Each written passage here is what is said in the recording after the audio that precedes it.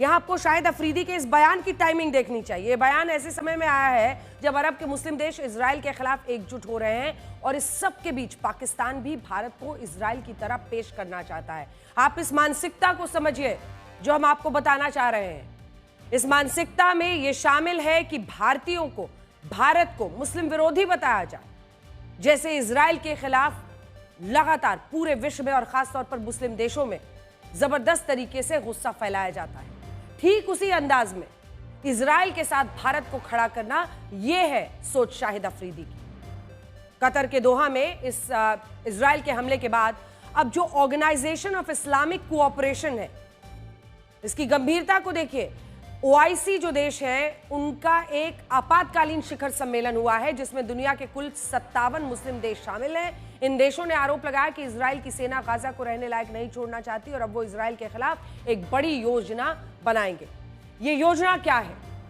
ये योजना ये है कि अब अरब के इस्लामिक देश अपने दुश्मनों से लड़ने के लिए एक संयुक्त सेना बना सकते हैं और ठीक उसी तर्ज पर जैसे नेटो देश है, ये सेना वैसी ही होगी जैसे अभी नेटो देशों की सेना एक दूसरे की सुरक्षा करती है। मैं आपको बड़ी स्क्रीन पर चलकर जरा दिखाना चाहती हूँ। ये प्रस्ताव इजिप्ट की तरफ से पेश हुआ है जिसमें ये कहा गया है कि अरब देशों के पास भी अपना खुद का नेटो जैसा ही एक सैन्य संगठन होना चाहिए। तो इसका अर्थ क्या है? वो चाहते हैं कि जैसे नेटो मुल्कों में क्या है, अगर एक भी नेटो देश पर हमला हुआ तो सारे नेटो देश जो सदस्य हैं वो सभी अपनी सैन्य ताकत झोंकते हैं, सामने आते हैं।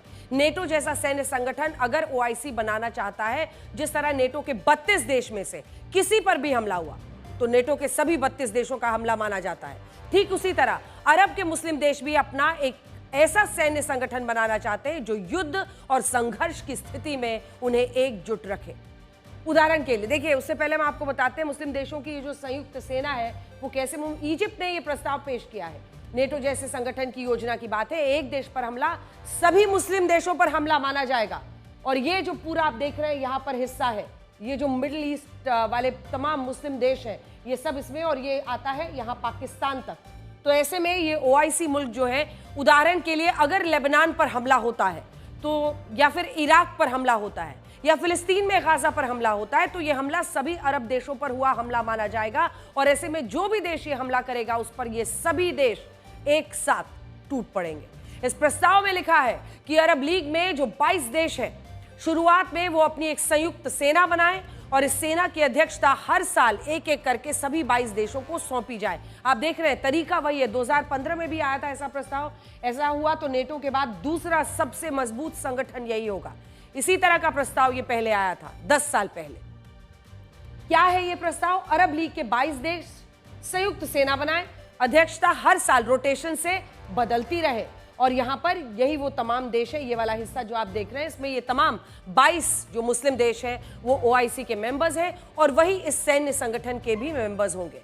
अरब लीग के 22 देशों में Algeria, Bahrain, Egypt, Iraq, Jordan, Kuwait, Lebanon, Libya, Morocco, Oman, Palestine, Qatar, Saudi Arabia, Somalia, Sudan, Syria, Tunisia, Yemen और यूएई सभी शामिल हैं। इन सब के आप झंडे यहां पर देख रहे हैं। इनमें से 4 देश ऐसे हैं जो दुनिया की 50 सबसे शक्तिशाली सेनाओं में शामिल हैं।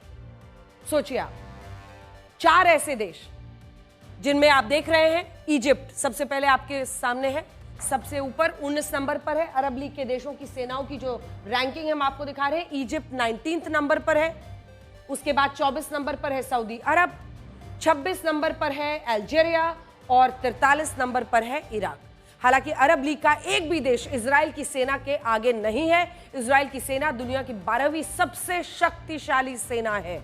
इजिप्ट भी 19 नंबर पर है और यहां से इनकी रैंकिंग शुरू होती है और यही कारण है कि अब अरब लीग के तमाम देश इजराइल के खिलाफ एकजुट होकर संयुक्त सेना बनाना चाहते हैं ताकि संयुक्त ताकत अगर लगेगी तो इजराइल जैसे मुल्क का मुकाबला करना आसान होगा। अगर ऐसा हो गया तो अरब लीग की संयुक्त सेना के पास 37,78,000 सैनिक होंगे जो इजराइल के मुकाबले बहुत ज्यादा हैं। आप समझ गए? जब सबकी संयुक्त सेना मिलेगी तो ये सीधा पावर उनका 37,78,000 हो जाएगा और इजराइल के पास कितने सैनिक हैं? 6,70,000, मतलब कई गुना बढ़ जाएगा। मौजूदा वक्त में पूरी दुनिया में इस तरह का एक ही सैन्य संगठन है जिसे नेटो यानी नॉर्थ अटलांटिक ट्रीटी ऑर्गेनाइजेशन कहते हैं, जिसमें कुल 32 देश हैं, जिनके पास सैनिकों की जो कुल संख्या है वो बहुत ज्यादा है, 86,58,000। दुनिया में हथियारों पर सबसे ज्यादा 55% खर्च अकेले नेटो के देश करते हैं। 55% जो खर्च है हथियारों पर वो यही नेटो देश करते हैं। और इनमें 5 शीर्ष देशों की सूची भी यहां पर आप देख सकते हैं, जिसमें सबसे पहले है अमेरिका, जो कि 37% खर्च करता है हिस्सेदारी 55% में, और जर्मनी 3.3%, ब्रिटेन 3%, फ्रांस 2.4%, पोलैंड 1.4%। दुनिया में हथियारों पर कुल खर्च जो 55% नेटो की हिस्सेदारी है, उसमें इन देशों की कितनी हिस्सेदारी है, क्योंकि ये सभी उसके सदस्य देश हैं, ये हमने आपको बता दिया। अब क्योंकि अरब के मुस्लिम देश भी नेटो जैसा सैन्य संगठन बनाना चाहते हैं, इसीलिए पाकिस्तान इसमें अपने लिए एक मौका देख रहा है। पाकिस्तान शायद ये सोच रहा है कि अगर एक बार अरब लीग की संयुक्त सेना बन गई और बाद में पाकिस्तान भी इसमें शामिल हो गया, तो उसे भारत के खिलाफ युद्ध में सुरक्षा की एक गारंटी मिल जाएगी, जैसे नेटो देशों को अभी अमेरिका और बाकी देशों से सुरक्षा की एक गारंटी मिली हुई है। और पाकिस्तान ऐसा इसलिए भी सोच रहा होगा क्योंकि ऑर्गेनाइजेशन ऑफ इस्लामिक कोऑपरेशन के 57 मुस्लिम देशों में पाकिस्तान अकेला ऐसा देश है जिसके पास परमाणु हथियार है, और इसकी संख्या 170 है। पाकिस्तान के पूर्व जो राष्ट्रपति हैं जियाउल हक ने एक बार कहा था कि जब पाकिस्तान अपने परमाणु हथियार बना लेगा तो ये इस्लामिक न्यूक्लियर हथियार होंगे, इस्लामिक न्यूक्लियर हथियार, और इसमें दुनिया के मुसलमानों को सुरक्षा दी जाएगी। तो इससे आप समझ गए हैं कि पाकिस्तान की सोच क्या है और किस दिशा में यह सैन्य ताकत अगर बनती है तो जा सकती है। पाकिस्तान को अपने परमाणु हथियारों पर इतना घमंड है कि वो दोहा के ओआईसी समिट में सभी मुस्लिम देशों का सरपंच बनकर घूम रहा है। तस्वीरें देखिए, पाकिस्तान के विदेश मंत्री इशाक डार ने तो यह कहा है कि अरब देशों का संयुक्त सेना बनाने का फैसला बिल्कुल सही है, और अगर इसमें पाकिस्तान की जरूरत पड़ी तो पाकिस्तान एक परमाणु संपन्न देश होने के नाते स्वाभाविक रूप से अपना कर्तव्य निभाएगा और इन अरब मुस्लिम देशों की मदद करेगा। पाकिस्तान इनकी मदद करेगा। इसी साल जून महीने में जब इजराइल और ईरान का युद्ध हुआ था, तब भी ईरान ने दावा किया था कि पाकिस्तान ने उसे यह वादा किया है कि अगर ईरान के अस्तित्व पर खतरा आता है तो वो उसकी तरफ से इजराइल पर परमाणु हमला कर सकता है।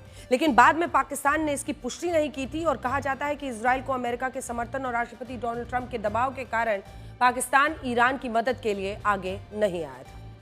लेकिन आज आप इस बात को लिख कर रख लीजिए कि पाकिस्तान मुस्लिम देशों का सरपंच बनने के लिए किसी भी हद तक जा सकता है, और वो ये भी चाहता है कि अगर अरब देश अब इजराइल के खिलाफ एकजुट हो रहे हैं तो भारत को वो भी इजराइल बताकर हमारे खिलाफ मुस्लिम देशों की इस एकजुटता का फायदा उठाए। हाथ में कटोरा और बनने चले हैं ऐसे समृद्ध अरब देशों के सरपंच। हालांकि मुस्लिम देश ऐसा नहीं करेंगे, और ये तमाम देश बहुत ही प्रगतिशील देश हैं।